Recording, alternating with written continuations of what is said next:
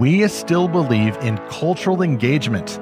That is the Christian mission to share our faith in the real world, seeking to win souls to Jesus and have those conversations with our neighbors on the way.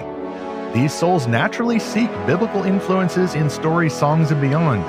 So why do some believers claim that we want cultural engagement, but then when angry or manipulative anti-Christian critics engage us right back, we throw up our hands and call for pietistic separation from the world?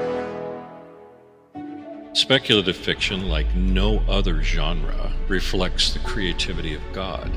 If you look at the scriptures, you're going to have to see that God uses imagination more than rational discourse. We are supposed to be image bearers for a vastly creative God. Reading fantastical fiction opened a portal in my imagination for a place other than just a materialistic world. I experienced the gospel story with the mind of someone who loved adventure and loved the idea of light conquering darkness. We're wired for stories that reflect how we see the world in ways that are true. The story is either pointing to Christ or it's pointing to our need for Christ. Engage. Welcome to the Bridge of Fantastical Truth, the podcast from Lorehaven.com, whose mission is to explore fantastical stories for God's glory.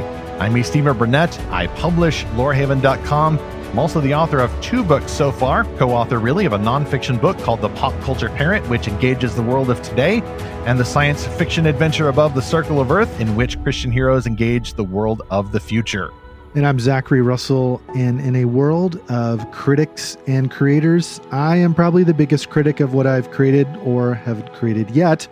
This is episode 288. Did Christians expect cultural engagement to be easy? Let's start right out of the gate by defining as best we can what we mean by cultural engagement, because engagement can mean discussions, but it can also mean conflict. Literally, if you are engaging in a battle, that means that people are shooting at each other. So I view this as sometimes adversarial, but a lot of Christians, I think, when we say cultural engagement, we're mainly thinking about those conversations. If I watch a TV show and I talk about it with my colleague or non-Christian friend, well, I just did a cultural engagement because we are sharing in that experience of engaging the artifact, the story or song or game or whatever, usually popular cultural, by the way. And we have a common interest in understanding this story together. And the Christian then brings to the conversation worldview tenets from the Bible and is generally talking about maybe the good, the bad, the ugly of the story. And problems happen when we're talking only about one or the other, or we don't really understand the purpose of cultural engagement. You're going to hear, faithful listener, a lot of passion in my voice for this episode, because I didn't even realize until I was putting this together how personal a topic this is to me. You know, Stephen, I think there's one idea of cultural engagement, which is to just give people what they want, how they want it, when they want it, wherever they want it.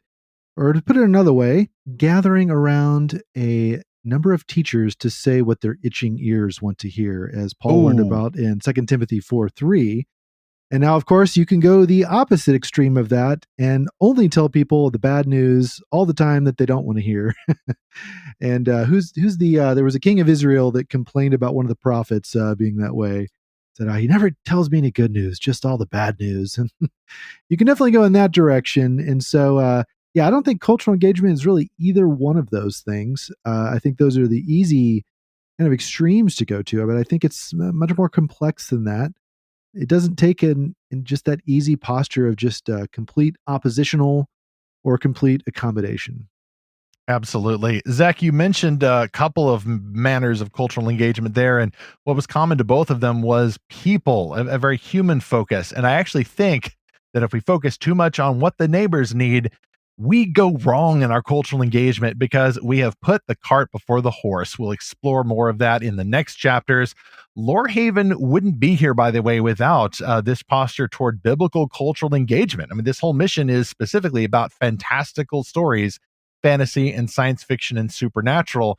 And that's what we do at Lorehaven.com. We do this podcast and we do weekly reviews and we do book quests in the Lorehaven Guild, such as a new one going on through November for a fantasy by Josiah DeGraff called A Study of Shattered Spells. Elijah David is leading that, and you can join free, not too late, to enter this magic school by signing up at lorehaven.com, and we will send you the access code for the guild on Discord and also free updates about the mission. And we do new reviews every week, such as our recent reviews for Lord of Winter and Picked Up Pieces, also available at lorehaven.com. And we have sponsors like this one, our top sponsor, Enclave Publishing, with their new release just this past week, Maxine Justice, Public Offender. The case she didn't need, the client she didn't want, the trial she couldn't win. Fresh off her single-handed defense against alien adversaries in a galactic courtroom, Maxine Justice discovers that saving the Earth is not enough to earn a hero's welcome back home. Once again broke and now looking for revenge, her return to Night Court as a public defender takes an immediate detour when she's tasked with defending a theropod murder suspect. The case drags her into the quirky theories of her new client, Father Gilbert Barthez, and the corrupt underbelly of corporate robotics. As her defense takes on global significance, Maxine lands squarely in the crosshairs of new enemies determined to conceal their plans for acquiring the planet. Worse, her probably guilty client may be the only one who can expose what's really happening. Stripped of all credibility and most of her friends, can Maxine find some way to save humanity when the world is bent on self-destruction, or will Earth finally succumb to the most unlikely deception? Enclave presents Maxine Justice, Public Offender by Daniel Schwabauer, sequel to Maxine Justice, Galactic Attorney, and it's now available wherever fantastic books are sold. Ask for it at your favorite bookseller or your local library, or order it online at Amazon or at enclavepublishingstore.com. See the cool cover and all the links in our show notes for this episode 288. All right, chapter 1, how cultural engagement started, but I do want to throw in a few concessions here. We did, after all, just have Halloween, so we've all got a little leftover candy here. So here's some sweet concessions. I mentioned earlier that this is a very personal topic for me, and that's because I have a past with cultural engagement. A lot of my early writing, going back 10 or 15 years, was movie reviews. I wrote for websites, Christian websites, about superhero movies and particularly fantasy movies, some biblical fiction, and I love doing that. If I had time, I would still do that kind of thing, and I call for more of that kind of thing from Christians. So if you hear me seeming skeptical about cultural engagement now, I don't disagree with the idea, just sometimes the execution. And I think that we, as I mentioned, put the cart before the horse in terms of our motives for cultural engagement. Secondly, I support Christians doing this. And I think that things go wrong when we forget common grace in culture or idols in culture. And so I do want to point to a bit of a spoiler of our sponsor we have coming up, and it's my book, The Pop Culture Parent. Ted Turneau and Jared Moore and I wrote that book, in which we suggest 5 top questions for engaging popular culture. I might put those in the show notes, but steps 3 and 4 are very important. They are identifying the common grace in the stories, basically, the stuff that the good guys would do, the virtues that align with Scripture, the goodness, the beauty, and the truth that reminds us of God or Christ in the gospel. But then you also got to look at the idols. The idols are not just bad words or violent scenes or someone got the clothes off when they weren't supposed to. The idols in the story are sometimes what the story offers as good, like be yourself or follow your dream, or, nice, shiny, comforting, saccharine morals that may seem harmless, but are actually devastatingly harmful apart from the context of the gospel. And then the 5th step in that list is subverting the idols with the gospel. So it's not just, we need clean stories, we need wholesome stories, as opposed to the bad stories. It's how does the gospel from the real world answer and better fulfill the hopes and dreams of the story of the main characters that the story cannot fulfill on its own. That's a good rubric for engaging the culture, which I often see kind of neglected in some cultural engagement strategies, and I think it leads us to some bad places. And from there, I'll go to actually do a little bit of a survey, how cultural engagement started, as I mentioned. A brief and dirty history here, going back approximately 100 years. Christians in the United States, that's my first context, it's the one I'm most familiar with, we inherited a legacy of what I'll call sheltering. And some people call this fundamentalism, because when there were mainline liberal or miracle, supernatural denying attacks on Scripture and on the gospel earlier in the last century, some Christians, denominations, Bible colleges, like particular groups of folks kind of pulled back and went, well, okay, fine. We're not going to participate in all that. We're going to go over here and we're going to do our thing over here. We're going to be separate from the world. And I do want to say that the motive there is good. Scripture says to not love the things of the world, right? By which it means the sinful corruption that is in the world. It's true. We're supposed to be separate from that stuff because we're weak and vulnerable, right? We don't want to get stained by that, and we don't want those idols in the world to draw out the sin temptations we have in our hearts. But some things went wrong, and some people decided that separation was cool, so let's do it double separation. If guy X is a good guy, but he's hanging around with guy Y, who's a bad guy, well, then I, as guy Z, am not only going to separate from guy Y, but also from guy X, secondary, tertiary separation. Just separations all over, and then it just becomes a giant clique, and then people grow up in the clique, and they don't have a clue what's going on in the real world. It turns problematic when we separate from the world too much, which, by the way, the apostle said, hey, don't do that. That doesn't make any sense. I'm not saying you withdraw from the world and join a monastery all the rest of your life. Like that doesn't make sense. We do live in the world, even if we're not of the world. So some Christians overcorrected for that, and they said, all right, we're going to do not fundamentalism, but we're going to do evangelicalism. And this new term is more about living in the world, but not being of the world, often with a missionary emphasis. Because if we're going off and just being separate, well, how are we going to share the gospel with the neighbors? That's not good. And it is good to have this missionary emphasis. I mean, I'm the guy who wrote the Missionaries in Space book. So I believe in missionary work, and Zach actually does missionary work professionally. So this movement wanted to adapt often what's good about the world for a good purpose and use that. And Zach, I think you mentioned that at the top of this episode where you're talking about, hey, whatever it takes to help the neighbors have a nice, comfortable place. We need to build big churches with nice fellowship halls and provide for these folks' felt needs. In this way, we're going to engage the culture, right?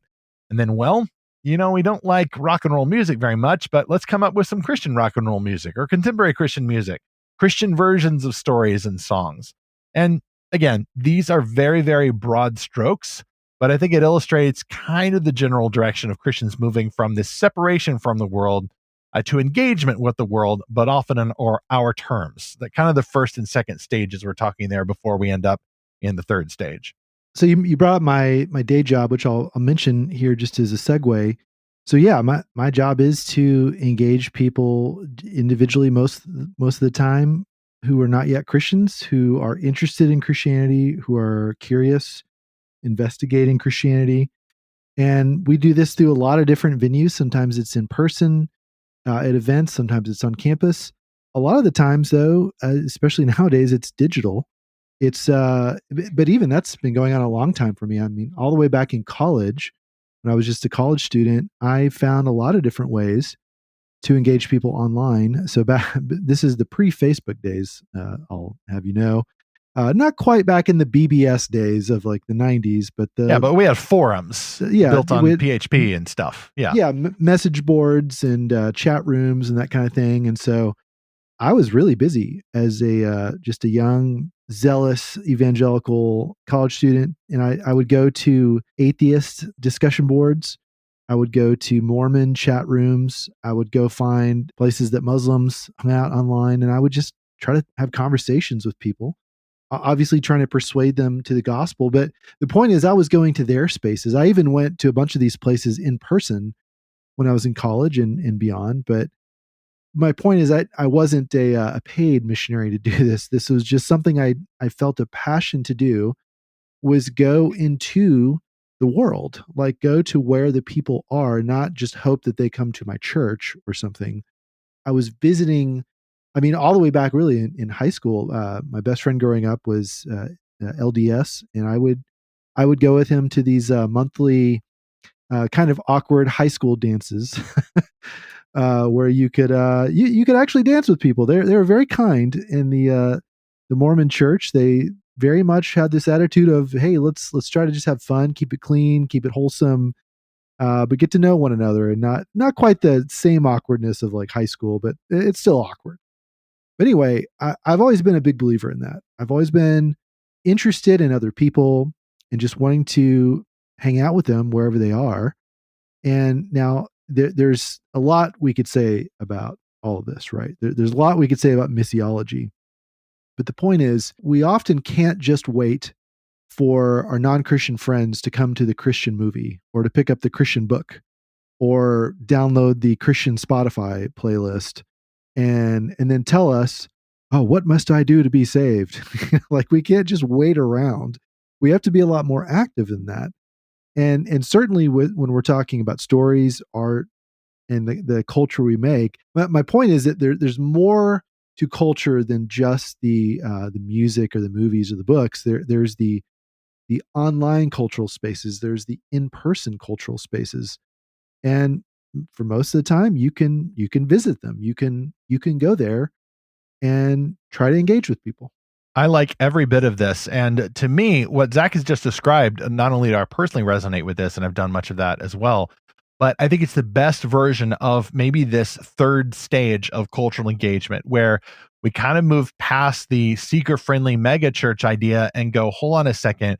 Like Zach said a moment ago, we can't just make a wonderful, big, practical, very suburban-friendly, family-focused, banal, non-offensive version of Christianity for the megachurch, all due respect, and expect everyone to show up, because sometimes people don't show up. Oh, we have to go to where they are. This is an always-on job, as it were. We are missionaries at home, in our workplaces, in our campuses, all of those places. So we need to modify our approach. This cultural engagement doesn't just happen at church, and it's not just the pastors or professional ministry team's assignment. It is our assignment. So here's where I get very positive about this, because I've done it, and to some extent, I'm still doing it, just with the fantastical emphasis. I think this new phase of cultural engagement, in the positive sense, still wants to reject the fundamentalism, or I would say cultural fundamentalism, because I don't mean that we reject the fundamental truths of the Bible. The term has had, unfortunately, a definitional drift, and now people just assume, oh, it's legalists in the backwoods somewhere. But when I say cultural fundamentalism, I basically mean people who've added to Scripture. It's a false piety. It's the kind of holiness that the Pharisees practice, where they're so holy that they're not only following God's laws, or maybe not, but making up laws and then saying that they're following God's laws. That's the kind of stuff that we want to reject, right? We don't do that kind of fundamentalism. And yet, we still kind of continue that mission of the first, of evangelicalism, in a modified version. We see that there is sin and harm in cultural fundamentalism, but we not only see that, okay, this idea of evangelism and conversations leading toward evangelism is good, we also see that there are conversation starters everywhere, including in secular stories and songs. So even if someone is not curious about the faith or asking questions or willing to go to church, we can go to people and ask what they're interested in. What anime are they watching? What songs are on their playlists? Or at the time, what songs were the top 40 on FM radio or whatever. And then maybe we can write articles about those and reviews and get some conversations going about the latest superhero movie. And then, okay, well, what did we like about what Batman did? And, why is the Joker so evil? And why do we like order instead of chaos? And what happens in The Dark Knight when the hero is treated like a scapegoat because he can take it? Or what this really started with The Matrix, right, Zach? Like, why do we like Neo sacrificing himself? And why do we like to think about getting out of this false world into the real world via technology? And why do we love those hero stories? We see greatness in those things, even in secular stories and songs. And then this is kind of the advanced stage, which I'll talk about more later. We also ourselves as Christians want to make great stories and songs that aren't terrible, often that aren't just for the purpose of trying to get people saved. We don't just want the Christian version of something. We want to make something that's truly great that just happens to be made by a Christian. Meanwhile, what this led to was a lot of great articles and reviews and books. Like, I have a bunch of books on my shelf about Christian cultural engagement, often about popular culture. And a good one was by Ted Turneau called Popologetics. It's what led to he and I making a book along with J.R.R, the pop culture parent. We also got kind of at the same time some admission about the fact that, hey guys, like, some churches are actually pretty terrible. Like, some people have had bad experiences with religion, and we need to acknowledge that as part of the discourse. And I will still support that kind of thing. Like, I'm a big critic of church back home syndrome, which we'll talk about in a moment. But before it goes bad, it is good to recognize that people have had bad or strange or very harmful experiences with religious environments. And we need to contrast that with what the gospel actually is.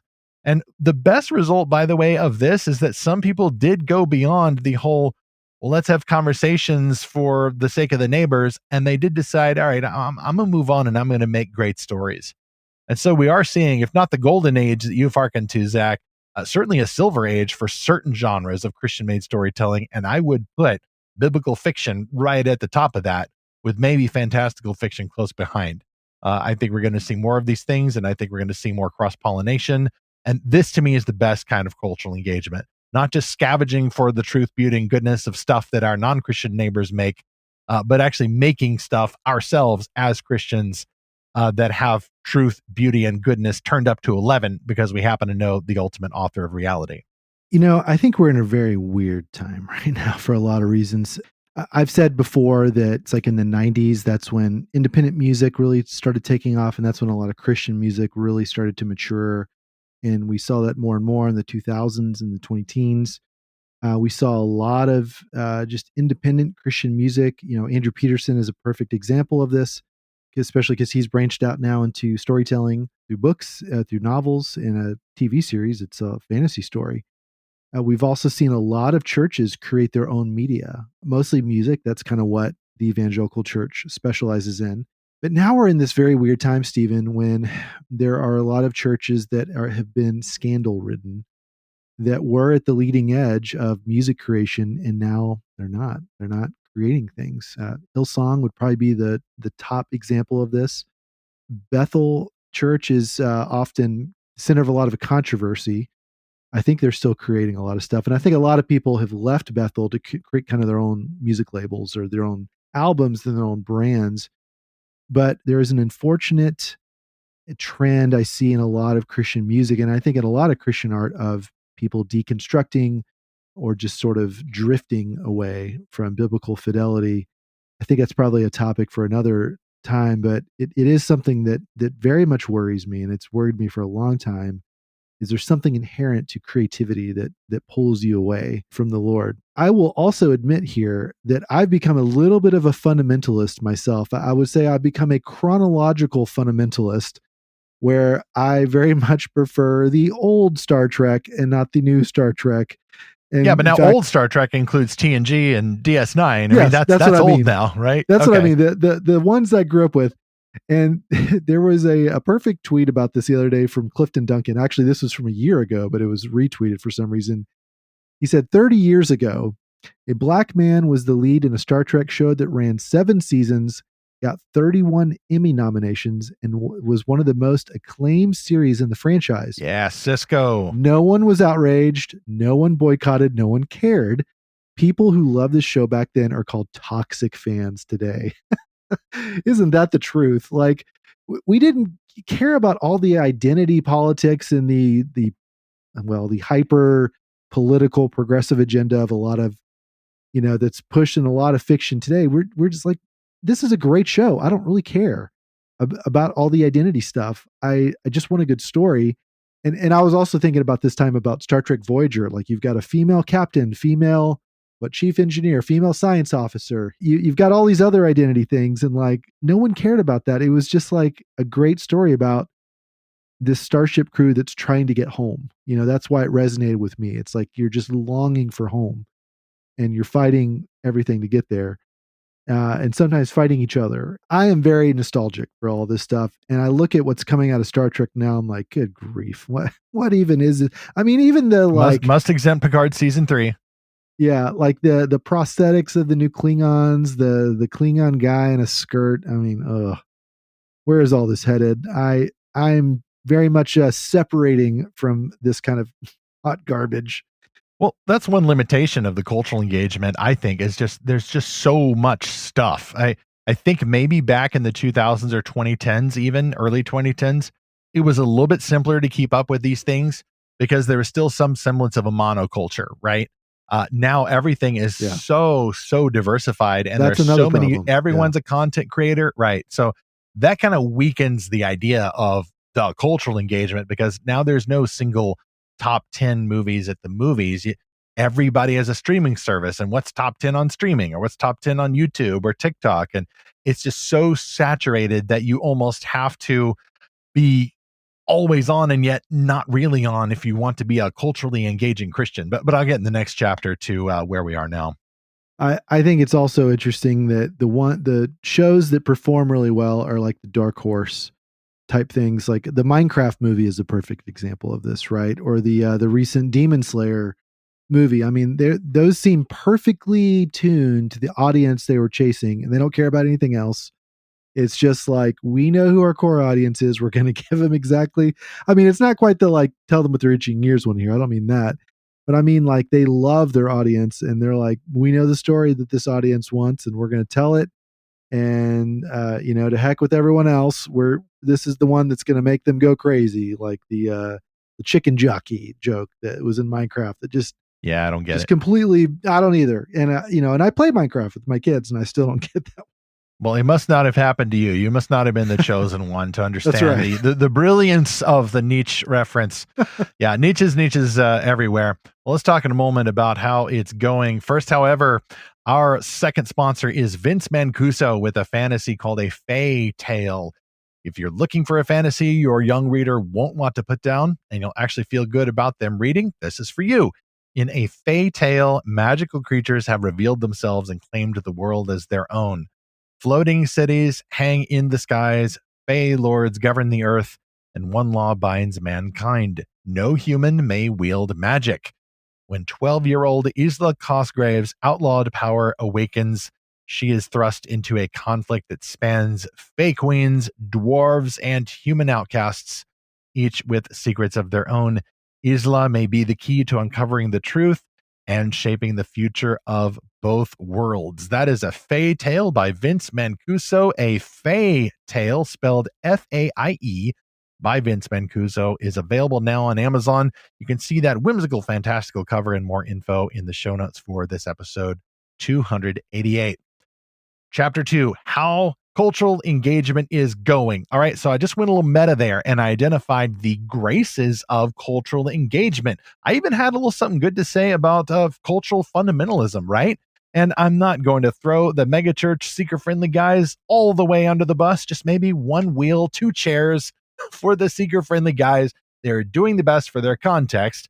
I think really the issue now is that the context is different, and people are so disparate in their interests. You can't really say, well, one size fits all. We're going to go after Joe and Mary Smith with their 2.2 kids in the burbs who know a little something about religion, and they just need something to do with their kids on the weekends and go to church. People are just not like that anymore. So maybe we got to change strategies. Say that 2 times fast. But let's talk about the idols, all right? I think that some cultural engagement has gone pretty wrong, and it's partly because some Christians forgot that creative stage, the idea that Christians are supposed to not only critique or praise what's already there, but make new stuff. That's one consequence that we're seeing, maybe a little bit of arrested development there. And what causes it?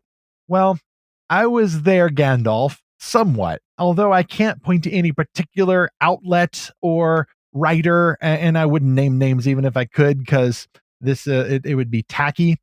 This is more of an impression that I got, and maybe when I describe the broad strokes of it, you faithful listener will detect it in your context too. I think that some Christians, especially influencer types, who wanted to engage the culture were doing so mainly because, to them, the church has done wrong and hasn't engaged it before, and we got to fix that. We got to fix those darn cultural fundamentalists who ruined the lives of people, maybe ruined my life. And so we get a reappearance of our old pal church back home syndrome, that tunnel vision of seeing all of the world and our calling as Christians in light of the bad thing that the church did, or your family did, or the religious institution did. That was a problem, because if you start engaging culture based on an this thing is always bad, then I think that's going to taint your judgment. But on the more positive side, I think that others got stuck in that stage of let's find the greatness in secular stories and songs. Let's find the graces. Let's start those conversations. Because again, it's all about the people, right? It's all about the neighbors. And there's this presumption carried forward from both previous groups, the fundamentalists and the evangelicals, that it's all about the neighbors and getting people saved. It's all about evangelism. Now, I love evangelism, but again, cart before the horse.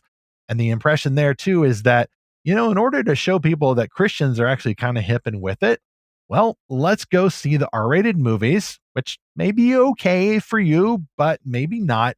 Or let's go see the G-rated or PG-rated movies, or listen to the Taylor Swift songs, and let's talk about what's good in them, so that people know, hey, we're not just negative Nelly Christians. We recognize there's good stuff in the world, and then maybe they'll be impressed, and then they'll want to ask deeper questions about Jesus.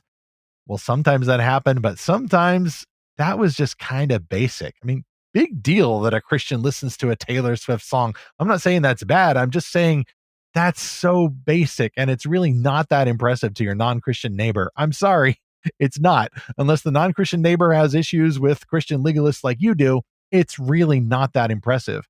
And the bigger problem here is that sometimes Christians, when they're writing their articles or doing their think pieces or their podcasts or whatever, we forgot to find the idols in the general popular culture.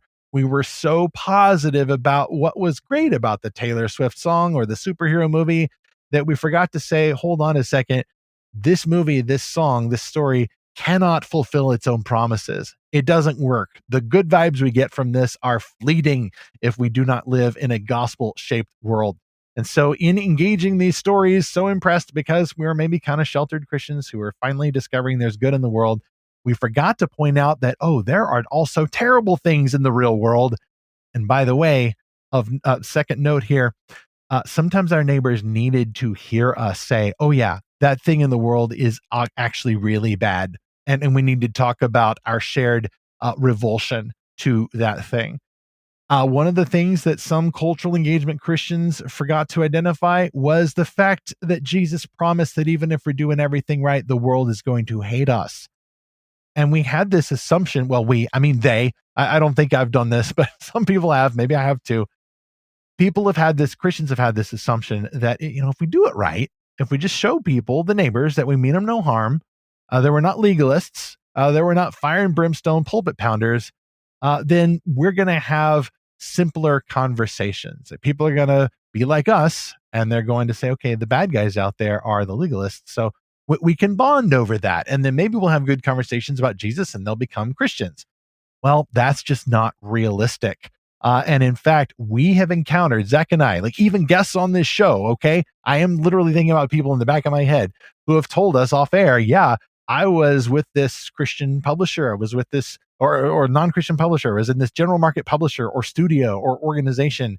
And it got harder and harder for me to be a faithful Christian. And this is not a brimstone pulpit pounding fundamentalist. This is like the most winsome, talented, super creative Christian ever. Award winners, totally great at what they do. And they still got soft persecuted for what they did. And some of the cultural engagement types do not recognize this in the world. I don't know if they can see it. I think that they assume that, well, if a Christian can't work with a non-Christian publisher or studio, then must have been something wrong they did, because the world is kind of slightly better than the church back home. Not true. And I think, Zach, you mentioned that the diversification of this popular culture, it's really happening because we're seeing the rise of that independent scene. The cultural centers that Tim Keller wrote about in New York City and Los Angeles, they are no longer the cultural centers. You get ones in Dallas and Nashville and Florida, or just someone's living room or garage. And I think that is another thing that the cultural engagement specialists writing their reviews and their think pieces did not foresee. The biggest issue there is that, a lot of folks had arrested development. They forgot they were supposed to create our own new stuff. But I think the biggest issue here, which I'll pick up in a moment, is we were trying to do it to impress the neighbors and evangelize or pre-evangelize. I think we forgot the bigger purpose of cultural engagement in the first place. Well, and I would even say a lot of people engage the culture not to evangelize it, but to be approved by it.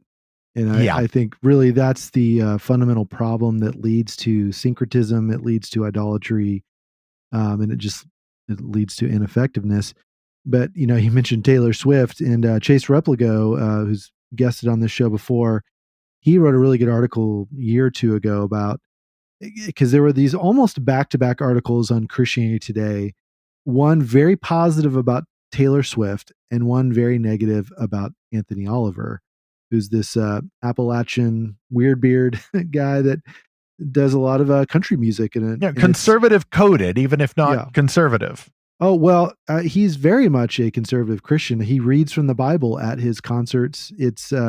He probably has more of like a populist, I guess you could say, politics, but very much singing to his core audience there in Appalachia. And so Christianity Today could not find hardly anything positive to say about him, and also could not find anything negative really to say about Taylor Swift. And so that was the real problem I was seeing with this model of cultural engagement, is that there was partiality to it. And also they're failing to recognize that there are many cultures now. There's not just the two cultural centers, like you said, LA and New York. People, okay, as we record this, I've been following a lot of stuff with AI, and there's this one AI creator I follow just to kind of keep in touch with this. And it's a really long post, but his point is, the next wave of animation won't come from studios, it'll come from bedrooms. 2026 is the year of homemade anime. Oh, it's already happening. Yeah. Studios that are just spread out and virtual. Right. Well, but his point is that most animation studios, it's 50 or more people, and pretty soon we're going to see entire shows created entirely by one person. And so we're very much going to go into this more and more fractured cultural space, because like it or not, as these tools get more powerful, it does democratize creativity. Now, that doesn't mean all things are equal. It doesn't mean the quality is all equal, but it's giving people more opportunities or more incentives. Now, will people make a living from this? Who knows? It might just be a sunk cost. It might be a loss leader for what they're actually selling. But the point is, we are seeing more and more cultural creation. I mean, Apple famously incentivized this by putting the GarageBand app on every Mac and then every iPad and phone, so anyone could create their own music, right? So that, and you think about that, right? Before we had the GarageBand or the DAW, the digital audio workstation type software, it was just instruments. It was just analog, maybe, and you need a recording studio, and that was all analog. And then we got the digital revolution, and then the kind of the home synthesizer studio revolution. I mean, isn't it weird when you think about it for a minute, that a lot of the music that you might hear is not actually an instrument? It's a digital it's all samples. recreation of it. Yeah, it's all samples. And now we're seeing the same thing with visual media, and even with people are using ChatGPT to write books, I guess. Boo. I don't love it either. I'm just saying what is. Right. Because this stuff is happening, we are going to see even more finely tuned cultural engagement, because there's just a lot more of it. All right. Well, that's a big challenge that's ahead for Christians who want to engage the world, especially in a world where a lot more people now are expected to be, or who want to be, content creators, right? Because you've got the apps on your phone. I think the smartphone itself, and just the uber democratization, or the populist approach to culture creation, kind of calls into question the idea that, okay, I'm going to go out there and I'm going to engage the movie that everyone's talking about, or the song that's everyone's talking about. You're not going to be able to keep up. But I will say, some of the results that I saw a few years ago that started indicating some of the flaws of the execution of cultural engagement among Christian influencers were signs like these. It did seem that some of the writers I was seeing mainly wanted to engage the culture because they wanted to go see a movie by their favorite art house director and then Christianize it in some way. So baptize it. Exactly. I'm going to do a cultural engagement TM of this movie. And I go, well, you really just wanted to see that movie, or maybe you wanted to be seen seeing the movie.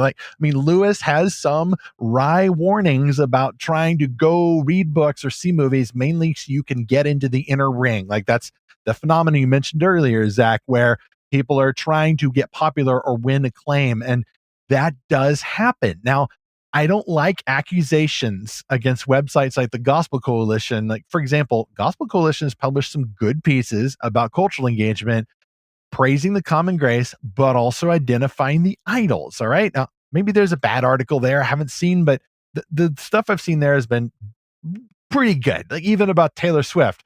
And then some Christian critics go, oh, there goes the Gospel Coalition again. They're just trying to get in with the world. Well, you don't know the motive of the person who wrote that. So I don't know if you can say that.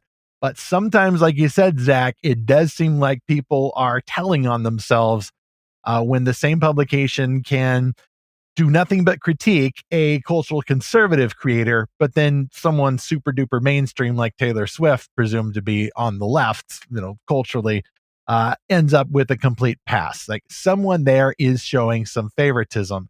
And I'll notice too, this does happen sometimes with folks who are a little bit more brainy about cultural stuff, and they really don't want to engage like the stuff that actual people are watching, like, or listening to, like podcasts or memes or things. Like, no, like they'd rather go to the art house movie and then act like they're engaging the pop culture. Like, no, you're engaging the unpop culture. It's still very niche, very highbrow there. I noticed this a few times, like even back when the late Rush Limbaugh died, and there were next to no engagements with his career. This was like the top AM, I almost said broadcaster in the world, cultural conservative, controversial, obviously. I mean, many decades of his career, he obviously was going to fall into stuff like that. And yet I didn't see anything across the cultural engagement, Christian review space or think piece folks about him. And that was kind of a light bulb moment for me. It's like, hold on a second. Like, this guy is hugely popular and influential. We have nothing to say, nothing. And I think that might also be because there is an allergy among at least some of these folks that passed toward that cultural conservative popular culture. When they said, let's engage the culture, they meant the urbanite New York City, type set, or what is obviously the most mainstream and the most popular. And that kind of overlapped with some issues we've explored here. And I'll just sum up real quick. They seemed to expect that the engagement was all going to go in kind of the more the leftward direction. Who's the writer who said they had the progressive gaze? If that was Doug Wilson, I guess I got to say something positive about Doug Wilson. It was one of the good cues, like said, hey, you got a progressive gaze. The neighbor that you wanted to engage culture for, you assumed that person was going to be kind of socially liberal, didn't you? Well, your neighbor might be a NASCAR fan who doesn't know Jesus and who's living with his girlfriend, but considers himself a conservative. Like, your perspective may vary, your setting may vary. So you can't just outsource it all to a particular group of cultural engagers. And if they had issues with the church back home, then they probably went in thinking it was going to be a little bit easier in the world, and they may get to involve conflict. But the very concept of engagement means conflict. The making of art and stories and songs requires conflict, even just creative differences. There will absolutely be some adversarial postures there. And I'm not even talking now about politically adjacent popular cultures. There's absolutely going to be conflict there. But I've seen people who say, well, I'm going to engage the culture. And then you get out in the actual culture and people are yelling politics. And then some Christian cultural engagers go, oh, nope. I'm going to go back here where it's safe. And they end up reverting to that false piety. They get uncomfortable out in the actual culture where people are yelling about politics, and then they make up a culture to engage. They're like, oh no, we're not going out there where it's nasty. We're not going to get dirt under our fingernails and actually engage the culture. The culture, the actual culture I'm going to engage is back here where it's safe. And everyone is like me, where they're so tired of the rancor. My dude, most people are not tired of the rancor. They love them some rancor. And so maybe we need to be realistic about what engaging the culture actually meant. Otherwise, I do think that some Christian influencers, they're going to say they're engaging the culture or think they're engaging the culture when all they're doing is going all the way back to something like cultural fundamentalism. The bad world out there is going to corrupt you, especially when it gets political. Let's go back here where it's safe. But at least the cultural fundamentalists were honest about their dislike of the world. I think we're running into some folks now who are intellectually dishonest with themselves and with us. And that goes double if they're not creating anything new. They're only critiquing what's out there in the world. It's not cultural engagement. It's anti-cultural engagement. I think the Charlie Kirk Memorial is a perfect example of what you're talking about. And we had a whole episode on that, so I won't rehash everything. But basically, there were a lot of people that went there or watched it or talked to their neighbors about it and just focused on how the gospel was preached. Yeah, it was a Super Bowl level event. It was a culture to engage. Yep. And then there were other people that only wanted to find fault with it and only wanted to focus on the people they didn't like and probably people you shouldn't follow or agree with. I mean, look, it's a mix. Carlson. There's certainly a mix of a lot of things that were happening there, but to kind of throw it all out and say, well, God can't use something like a memorial event for a political activist, I think is just very short-sighted, and it's not the standard people apply to other things. And so, it's false piety. It's the kind of false piety. It's the exact same stuff as a person who would say good Christians don't smoke or chew or date girls who do. Right. But there's a couple impulses here. I think it's good to address. So first of all, I do think contextualized evangelism is great. I mean, I work for a ministry that tries to share the gospel with people from all over the world, from very different countries, very different religious backgrounds, very different impressions of Christianity. It runs the entire gamut of what you could think.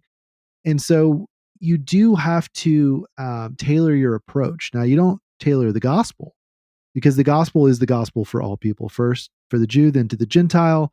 It's for everyone. But you might come at it from a different angle, right? You might use different language. You might not use certain jargon that's not going to be familiar to people. You might speak in another language. You might use different metaphors. Now, it gets very dicey if you take their religious books and say, well, actually, your religious book points to my Savior. That's a very risky thing. And it's something we don't recommend in our training because then you're basically ceding territory to the other religion. You're saying, oh, well, this religion has a lot of truth in it. And that implicitly supports it for the other person. And they can end up just staying with that religion. Well, I guess we all have truth. I think it is true that there is, God's put eternity in our hearts. Romans 2 says that the impression of the law is made on everyone's heart. And in fact, we should expect to find non-Christians who are more moral than Christians. We should expect to find atheists who are more moral than Christians or just theists in general. But that doesn't mean that you should affirm a religious teaching that explicitly rejects Christianity. But the other danger is that assuming people are enjoying their cultural thing for all good reasons, and just kind of assuming the best too far for why people enjoy a thing. I've seen this debate a lot with figures that you could say on the far right that like, oh, well, we need to address, the legitimate grievances that this figure or that figure is trying to solve because they've got the right diagnosis but the wrong solution. And that is a huge red flag. Mm-hmm. So because the bad actors start with their bad solutions and then they backfill their diagnosis. And so you can't start with their supposed diagnosis and say, oh, you just happened to arrive at the wrong solution to this very legitimate grievance that you have, because most of the time it's just wound collecting and grievance mongering. And also a lot of the online world is completely fake. It's like all bots from bot farms in other countries. So, the online world is not a good metric of what people are actually, following and interested in. But that's, again, this is a whole other podcast. I just think we have to be willing to critique the culture that we are trying to reach. Like we can't just totally reject people and separate ourselves forever from everything that people watch or listen to or enjoy or read. But at the same time, we have to be honest with them that, like, you're probably watching that fantasy dragon show because of all the naked people in it. And that's really not a good thing for you to enjoy. Like, we need to have the courage to say very basic things like that to people, and to not try to find the good in everything, because there's a lot of aspects of culture that are not good, and there's a lot of bad reasons why people enjoy certain things in culture. I mentioned Charlie Kirk at the beginning, so I'll end with a Charlie Kirk example. He went on the Whatever podcast, I believe it's called. That was some good cultural engagement right there. Yep. Go find the clip, folks. Yep. And one of the hosts, I guess, was a girl that is with OnlyFans. And I think all of the women in that were from OnlyFans. Okay. Thick as thieves out there, wherever they filmed the Whatever podcast. Right. And they asked some very pointed and pretty kind of grotesque questions of him, essentially questioning his integrity, while he is trying to tell them there's a better life for you than essentially prostitution. Yes. They didn't really know how to take that. At first, they were trying to tease him and try to get him to confess to sin. Yeah. Oh, we're all in the pig pen here. We're all messed up. Yeah, we're all pervs here. Let's just be honest. Right, right. And he tried to elevate their dignity and show them the respect that probably most people don't. And I thought it was amazing. Like, he spoke a very gentle truth to them. It's a wonderful clip. I definitely recommend watching it, because I think it's a great example of how to engage, and how I think it's how a lot of people think they engage culture, but yeah, it's going to come with that discomfort of being a little disagreeable. You don't have to be a jerk about it, and he wasn't in this clip, but it's going to take that gentle truth telling. It will. And that is more than hinted, by the way, in that term engagement. It's not called cultural conversations. It's called cultural engagement. There's going to be some sparks, and don't go out there looking Military for them. Engagement. Yeah. Yes, there will be a little bit of conflict there. And I think it's just so important to be honest about that. Like, engage the world of cultural engagement just as honestly as we need to engage the real world. By the way, speaking of which, let's cover our third sponsor, which is myself again, with the book, The Pop Culture Parent, Helping Kids Engage Their World for Christ. Fun fact, my original pitch for the title for this book was simply engage. I thought that it was a very strong imperative. I don't remember any other books that had a title like that at the time. But The Pop Culture Parent is a much better title, and we still get the word engage in the subtitle there. It's by myself and Ted Turneau and Jared Moore. Now, Ted is a worldview studies professor over in the Czech Republic, so he's right there in the middle of secular Europe land. Very interesting territory. And then Jared is a Southern Baptist pastor from Tennessee. So some very different contexts there, some very different spaces that they're engaging.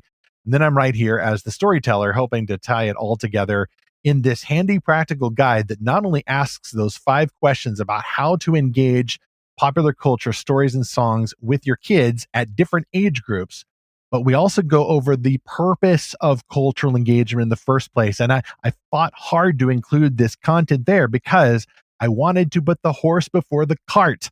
First things first, the purpose of popular culture engagement is not just to have conversations or fights with the neighbors.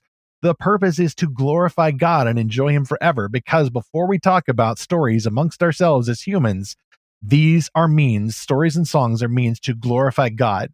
And it is an act of worship to engage these stories and to figure out the graces and idols and the style and shape of the world and all that stuff. It's about Him before it's about each other. I mean, it was the old corny metaphor of, God, others, and you, or the cross is vertical and then it's also horizontal. But I think it's a great guiding metaphor. We are looking up to Christ, our Savior and the Creator of the world, before we are looking to the rest of the world. I think it's one of the most important points of the book, maybe a little underrated, frankly, but it's also a very practical guide about how to engage this stuff with your kids with practical examples. The Pop Culture Parent, that is from New Growth Press, from myself and Ted Turneau and Jared Moore. Link in the show notes for that one. There was a sale on Amazon on it not too long ago, but the sale may be over now.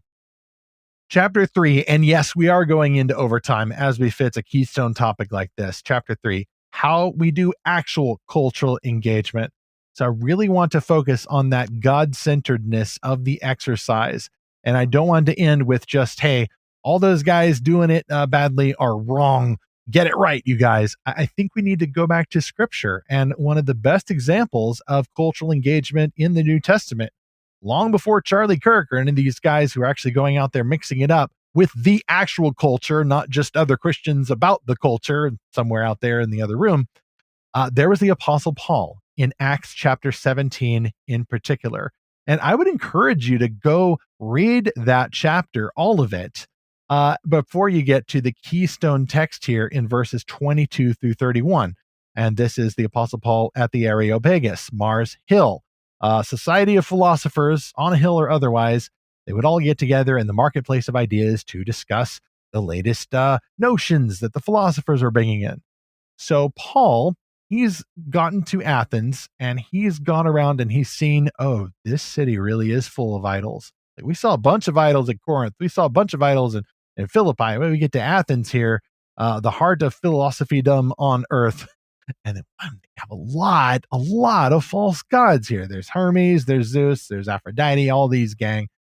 What am I going to say about this? And paraphrasing heavily here, Paul is very provoked in his soul. He's disturbed at the heathenism that he's seeing. So, presumably after praying about it and thinking about it a lot and just doing his fact-finding tour, he now goes to the midst of the Areopagus on verse 22. I'm going to have to read the whole thing, right? So Paul, sending in the midst of the Areopagus, said, "Men of Athens, I perceive that in every way you are very religious. For as I passed along and observed the objects of your worship, I found also an altar with this inscription, 'To the unknown God.' What therefore you worship as unknown, this I proclaim to you. The God who made the world and everything in it, being Lord of heaven and earth, does not live in temples made by man, nor is he served by human hands as though he needed anything, since he himself gives to all mankind life and breath and everything. And he made from one man every nation of mankind to live on all the face of the earth, having determined allotted periods and the boundaries of their dwelling place, that they should seek God and perhaps feel their way toward him and find him. Yet he is actually not far from each one of us, for in him we live and move and have our being. As even some of your own poets have said, for we are indeed his offspring. Being then God's offspring, we ought not to think that the divine being is like gold or silver or stone, an image formed by the art and imagination of man. The times of ignorance God overlooked, but now he commands all people everywhere to repent, because he has fixed a day on which he will judge the world in righteousness by a man whom he has appointed, and of this he has given assurance to all by raising him from the dead." There's more to that chapter, but I got to set the stage here a little bit by noting a few contrasts. First, the Apostle Paul isn't bothered by the idea that bad Christians out there did not culturally engage the Athenians in the correct way. All right. I don't even know if he gave a hoot about whether the guys in Jerusalem would have done it this way. The narrative focuses entirely on two parties here, the Apostle Paul and the Athenian philosophers, presumably including the Stoics and the Epicureans. All right. These are the only parties here. And by the way, Paul is provoked about the idols. He is truly pietistic. He's getting really bothered that these people are worshiping these images of gold or silver or stone that cannot save you, that are not real.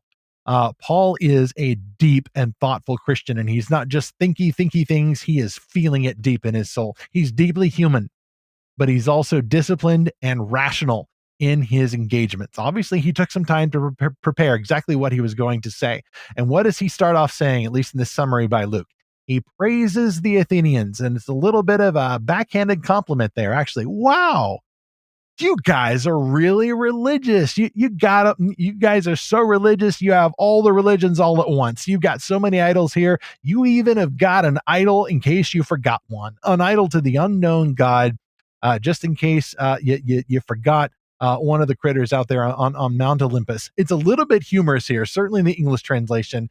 And I've no doubt there is some humor with the Apostle Paul, a little bit of a twinkle in his eye, and then maybe got a chuckle there from the Athenians, who maybe are kind of being led into this little bit of a comedy warm up here. Like, yeah, I guess we do have a lot of those. What does the Apostle Paul then do? Does he praise the goodness in their culture?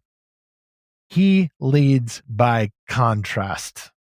He actually starts speaking negatively. He's almost doing clickbait here. He is a good podcaster who's challenging the bad guys here, or the guys whom he wants to reach. And by the way, he appropriates the phrase of the unknown God.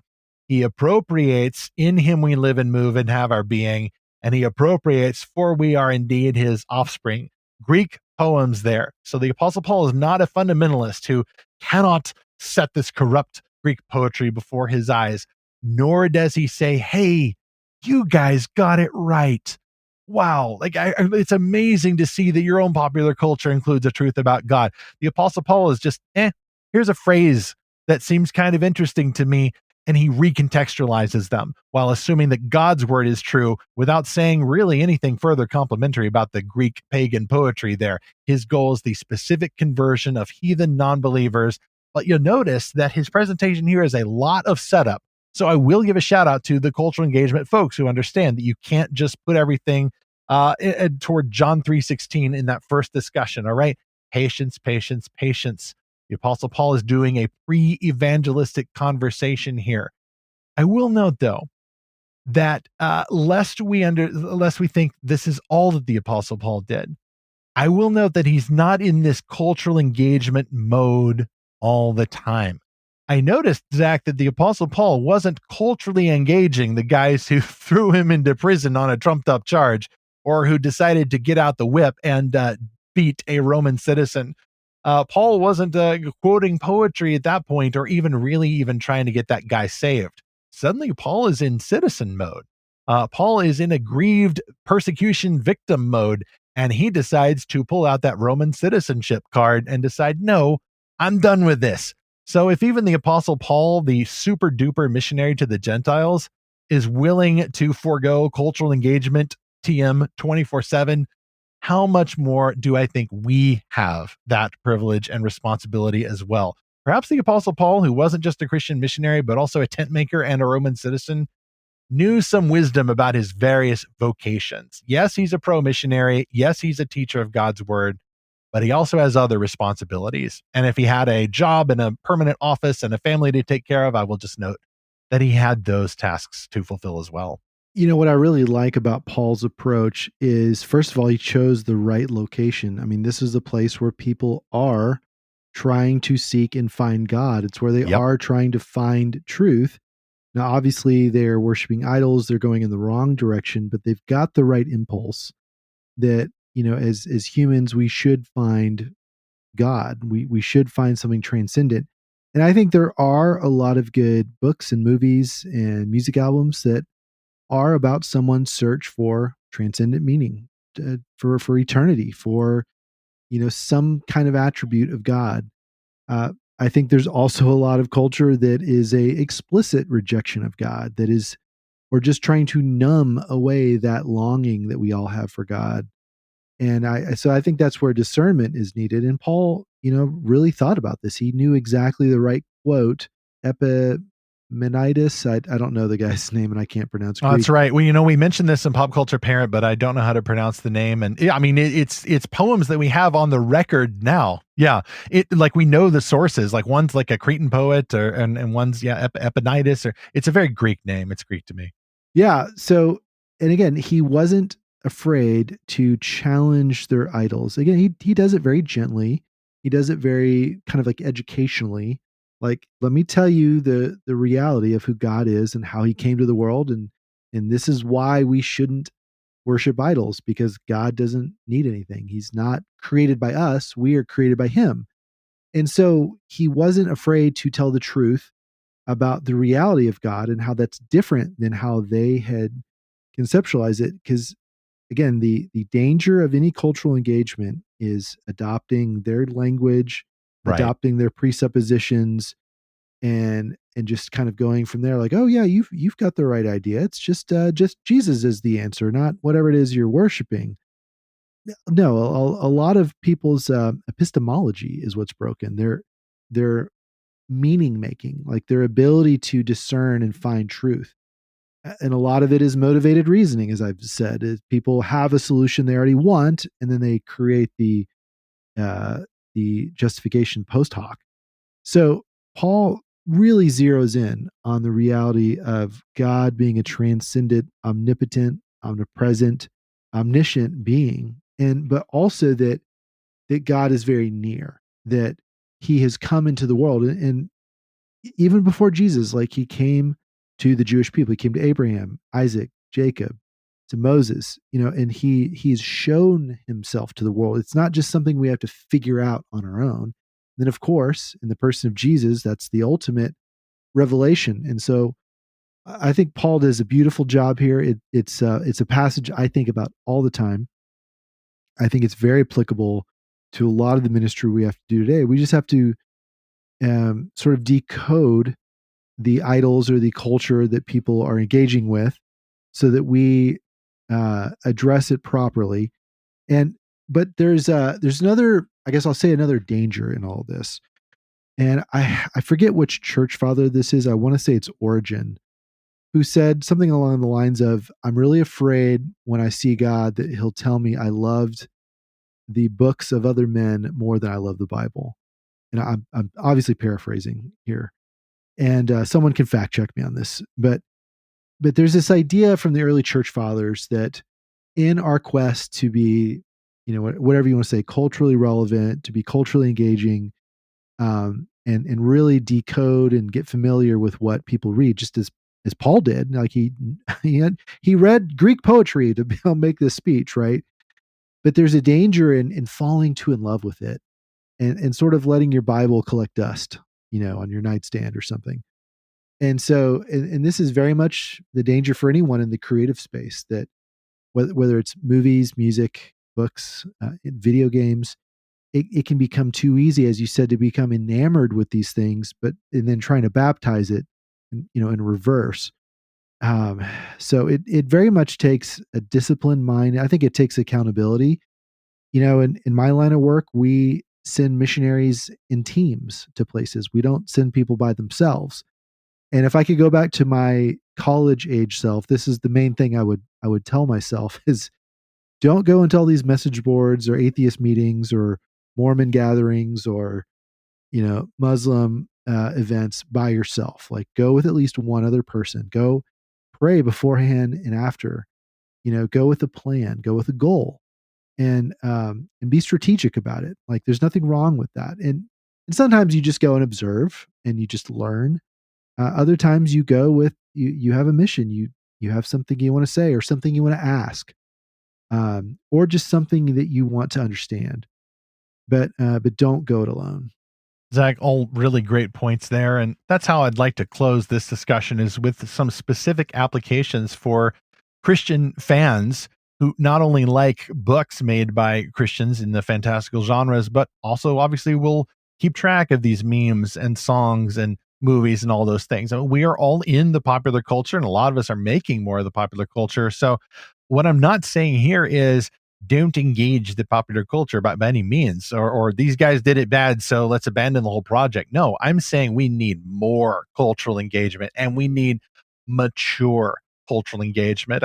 That term kept coming to mind within the last few minutes. Is we just need to grow up our approach for this. I still believe in cultural engagement. And I don't know about the composite folks that I've mentioned who got stuck not making anything new, or got stuck with their church back home syndrome, or trying to fix those bad Christians who didn't do the cultural engagement, or who were maybe doing engagement as more of a cope. I don't know their motives, and maybe some of them have matured, which is wonderful. And I think that we get to the maturity when we work through some of those anti-postures that drove the original cultural engagement. Like, well, we don't want to be like the fundamentalists who are just hiding themselves away from the world. And we don't want to be like those seeker-friendly evangelicals who are just trying to use everything to get people saved in comfortable churches, one size fits all. And we don't want to, I mean, you could try to be an anti versus the anti, throw it all out and find the positive. Don't use engagement as a cope or praise for the world or hatred of the world. It's not sustainable or biblical. Don't do that. Instead, look to that chief end, It's not to defeat sin and stay holy, even as good as that is, like the fundamentalists want. And it's also not to impress the neighbors and or get them saved, like the evangelicals want. Our chief end before those things is to glorify God and enjoy him forever. And I think that helps mature our take on popular culture so naturally.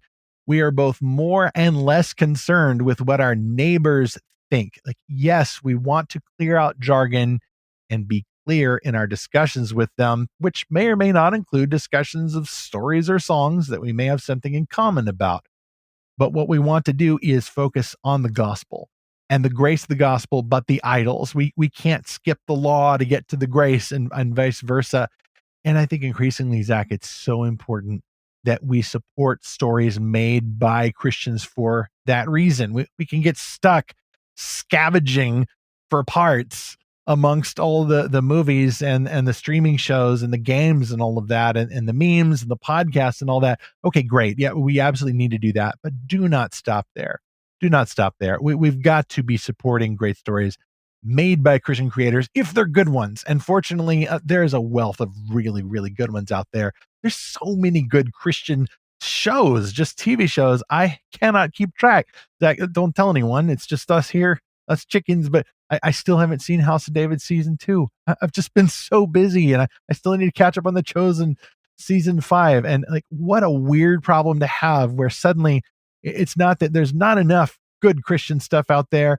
Well, now we've gone and had too much, and what a wonderful problem to have. And so I do end on that positive note, where I've seen maturity with Christians who decided, well, like, there's kind of some weird stuff by the world out there, but also we don't just want to nutpick or scavenge the stuff. Let's go out and make our stuff. Let's see what's good in the world, but then also maintain the holiness desire of the good fundamentalists. Now let's go make good, expert, wholesome stories that do take some risks, but also start these conversations. We don't need to wait for the secular stories to start the conversations for us. We can make our own stories in many cases and start the conversations on our own terms. And that's what we're doing at Lorehaven. You know, a lot of us separately are making stories like this. I'm now getting to do this now. But the whole Lorehaven project is to share the best of the fantastical Christian-made stories that we found. Well, to you, our listener, we want to know, how do you culturally engage secular stories and songs, movies, video games, books, whatever kind of culture content that you like to consume and engage with? So send us a note to podcast@lorehaven.com, or find us on social media, another cultural engagement space.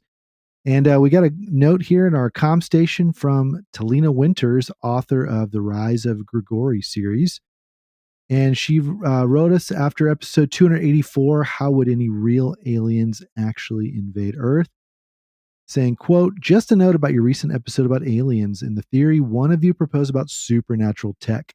I actually agree with this, because what you mentioned about Elijah being caught up in a chariot of fire, there are some excellent and interesting passages in the non-canonical Book of Enoch that talk about a watcher or an angel, but not necessarily a fallen one, usually described as Uriel, who takes Enoch on a tour of heaven in a craft that sounds a lot like a flying ship or craft. He describes as a cloud or as being made of spirit. I have a whole lot more I could say about this, with my beliefs being informed in part by the work of Michael Heiser. Point is, do I think these demons and fallen watchers, though many of them are trapped in the abyss until judgment, have a physical technology? And can they appear in physical form as aliens? Absolutely. Do I think they may be leaking technology to humans for our detriment? It absolutely fits their MO. Unquote. Intriguing. Yeah, you may have some thoughts about Zach's theory. That was Zach's theory, by the way. So now, Zach, you got to own it. That's and right. The discussions are going to get weirder. I do have a question, though. God gave the cultural mandate, which includes technology, to human beings. Is it now then that the fallen angels are ripping that off? Well, it wouldn't be the first time that satanic spirits decided to steal something, because, they're just not very creative on their own. Next on Fantastical Truth, well, speaking of Christian creativity, we've got a big one coming up next. Suddenly, Aslan came bounding into it. That is how C.S. Lewis described the plot twist in his creative process for The Lion, the Witch, and the Wardrobe. Lewis writes, "I don't know where the lion came from or why he came, but once he was there, he pulled the whole story together." And in turn, this story has pulled together the imaginations of millions across the world. 70 years now after the first book in the Chronicles of Narnia was published, let's explore how The Lion, the Witch, and the Wardrobe changed fantasy forever. Lewis knew that there's only so much you can do with engaging the popular culture of his day. He did start there, by the way. He read tons of books, popular level as well as academic, and that's why we love Lewis. He was both. He wasn't just some pointy-headed academic, although he was, and he wasn't just a man of the people who wanted to write for the common reader, although he was also that. He was also a creator of news stories, and in his light, we got those conversations started in the terms of the biblical worldview and the godly imagination, and that's a great example to find. C.S. Lewis, top cultural engager. Let's, in his light, continue to seek and find Christ's fantastical truth.